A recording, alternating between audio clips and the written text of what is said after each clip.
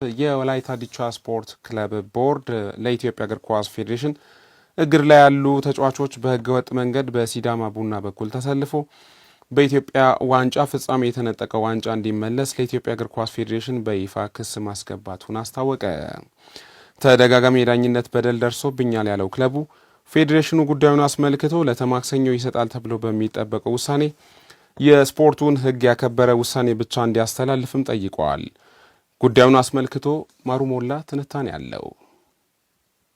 ምንም እንኳን ሀገራችን ኢትዮጵያ በወቅታዊው የፊፋ የደረጃ ሰንጠረዥ ላይ ተቀመጠችው 147ኛ ላይ ቢሆንም እግር ኳሷን ቢሆን ብዙ ኋላ ቀር አሰራሮች በስፋት ቢታዩበትም የኢትዮጵያ እግር ኳስ የበላይ ጠባቂ ፊፋ ነው። በመሆኑም በኢትዮጵያ እግር ኳስ ውስጥ የሚፈጠሩ የህግ ጥሰቶች የሚዳኙትም በፍርድ ቤት ዳኛ ሳይሆን በመጀመሪያ በሀገሪቱ የእግር ኳስ ፌዴሬሽን ሲቀጥል ደግሞ በፊፋ ዳኝነት ብቻ ነው። ታዲያ ሰኔ 1 ቀን በሜዳ ውስጥና ከሜዳ ውጭ ብዙ አወዛጋቢ ነገሮች በበዙበት ሁኔታ የኢትዮጵያ ዋንጫን ለሲዳማ ቡና አሳልፎ ከሰጠ በኋላ የወላይታ ዲቻ ቦርድ ሰኔ 3 ቀን በይፋ ለፌዴሬሽኑ በህገወጥ መንገድ ተገቢነት የሌላቸው 6 ተጫዋቾች በተቃራኒ ቡድን በኩል ወደ ሜዳ ገብቶ ተሰልፈዋል በሚል እንዲሁም በ57ኛው ደቂቃ ላይ አስናቅ አምታቶ ያስቆጠራት ግልጽ ግብ ከጨዋታ ውጪ በሚል ተሰርዛብኛለች። በተጨማሪም ከአንዴም 2 ጊዜ የፍጹም ቅጣት ምት መከልከሉን በማስረዳት ጭምር ለኢትዮጵያ እግር ኳስ ፌዴሬሽን ክስ አስገብቷል። የክለቡ ቦርድ ሰብሳቢ ዶክተር ዳንኤል ዳሌ በጊዜ ፌዴሬሽንም ሊግ ካምፓኒው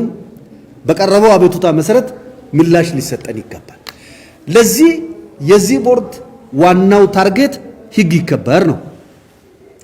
የኢትዮጵያ እግር ኳስ ህግ እንደማንኛውም የኢትዮጵያ ህግ ሊከበር ይገባል።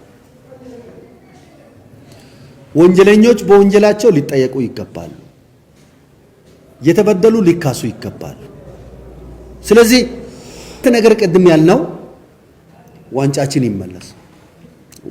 ይመለስ። እኛ ከዚህ በኋላ መዘጋጀት መቻል አለብን።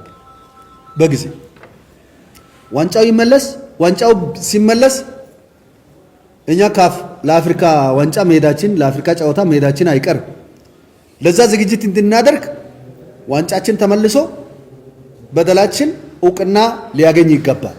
በፍጻሜው ጨዋታ ወላይታ ዲቻ ተነጠቁ ካለው ዋንጫ በተጨማሪ በፕሪሚየር ሊጉ በእግር ኳሱ የበላይ አስተዳዳሪ አካል ፊፋ ታግደው ሳለ በመደበኛው ፍርድ ቤት እግዱ ላይ ሌላ እግድ እንዲጣል በማድረግ የስፖርት ህጉን የጠመዘዙት ሲዳማ ቡና መቻልና ሐዋሳ ከተማ ጋር በሊጉ የጦና ንቦቹ ባደረጓቸው ጨዋታዎች ያስመዘገቡት ውጤት በፎርፌ እንዲመለስ ለፕሪሚየር ሊጉ አክሲዮን ማህበር ክስ ማስገባታቸውን የገለጹት የቡድኑ ስራ አስኪያጅ አቶ አሰፋው ሲሶ ለቡድኑ ጥያቄ ተገቢው ምላሽ ካልተሰጠ ጉዳዩን እስከ ዓለም አቀፉ የእግር ኳስ ገላጋይ ፍርድ ቤት ካስ ድረስ ለመውሰድ ክለቡ መወሰኑን አመላክተዋል። ጥያቄው ተገቢ ጥያቄ እንደመሆኑ ማንም የሚረዳው ነው። ጥያቄው ሳንጠይቅም ተገቢ እንደሆነ ሊጎቹ ሁሉ ይታወቃሉ። ሊጉም ራሱ ያውቃል። ተጠቃሚውም ያውቃል፣ ተጎጂውም ያውቃል። እኛም ሌሎችም ክለቦች የሚጠብቁት ስለሆነ እኛ ትላንትም በአግባቡ ጠይቀናል። አሁንም የምንጠይቀው በአግባቡ በህግ የምንጠይቅ መሆኑን ደጋፊዎቻችንም የቦርድ አባላትም ሌሎችም አካላት በደንብ እንዲያውቁ ይሄ የሚቆም ነገር አይደለም። ወላይታ ዲቻ ለወላይታ ህዝብ ከእግር ኳስ ቡድን ያለፈ ትርጉም አለው የሚሉት የቦርድ አባላቱ ፌዴሬሽኑ ወላይታ ዲቻን ብቻ ሳይሆን ለዓለም አቀፍ የእግር ኳስ ደንብ ተገዝተው የሚሰሩ የሀገራችን ጥቂት ክለቦችን የሚያበረታታ ለኢትዮጵያ እግር ኳስ ትንሳኤ የሚሆን ውሳኔ ይወስን ሲሉ ጠይቀዋል። የህዝብ ማህበራዊ መሰረት ያለውን ክለብ በአገሪቱ የታወቀውን ክለብ ለህዝባችን ደግሞ በኢኮኖሚውም አንድ ኢንዱስትሪ ፓርክ የሆነውን ክለብ አዳክሞ ቀጣይ የኛ የዕጣ ፈንታ ጥያቄ ውስጥ እንዲገባ ለማድረግ የሚሞከር ሙከራ ይመስለኛል። ስለዚህ ይሄንን የተሰጠንን አጀንዳ ቀልብሰን ለሰጪው ወደ ኋላ መስጠት ያስፈልጋል የሚል እምነት አለኝ። የማክሰኞው ውሳኔ የኢትዮጵያ እግር ኳስ ትንሳኤ ነው ብለን ማመን እንችላለን። ምክንያቱም ለዲቻ ብቻ አይደለም። እግር ኳስ ከዚህ በፊት ከነበረው አደረጃጀት ወጣ ብሎ ፌዴሬሽን ብቻ ነበር ውድድሩን የሚያካሂድ የነበረው። ከዛ በብዙ ትግል ሼር ካምፓኒ ወይም አወዳዳሪ ተፈጥሮ ያ የመራ ባለበት ሰዓት የተከሰተውን ደንብና ህግ መመሪያ ጥሶ የሄዱ ክለቦች ከዚህ በፊት በተለምዶ አሰራር ካይሄዱበት እንዲመለሱ ተመክሮ እምቢ ብሎ በዛ አካሄድ ይህ ሼር ካምፓኒ የወሰነውን ውሳኔ ነው ተጥሶ ለዛሬ ችግር የደረሰው ውሳኔውም እንደው ከሞላ ጎደል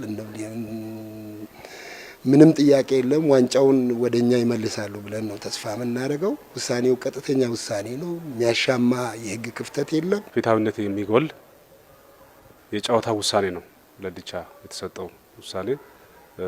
መጀመሪያ ከዚህ ይሄ የመጀመሪያ አይደለም። አምናም በተመሳሳይ ዲቻ እግር ኳስ ክለብ ለዋንጫ ከደረሰ በኋላ ከኢትዮጵያ ቡና ጋር ደርሷል። ስለዚህ የአምና ስህተት እንግዲህ በአንድም በሌላም መቀበል በጸጋ ስላለብን ተቀብለን ከርመናል። እንደ እድል ሆኖ ደግሞ ዘንድሮም በተመሳሳይ እግዚአብሔር ደግሞ እድል ሰጥቶን ደርሰናል።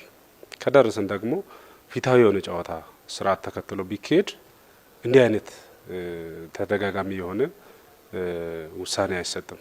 እሱም አምናም በተመሳሳይ የዳኞች ውሳኔ ችግር ነው።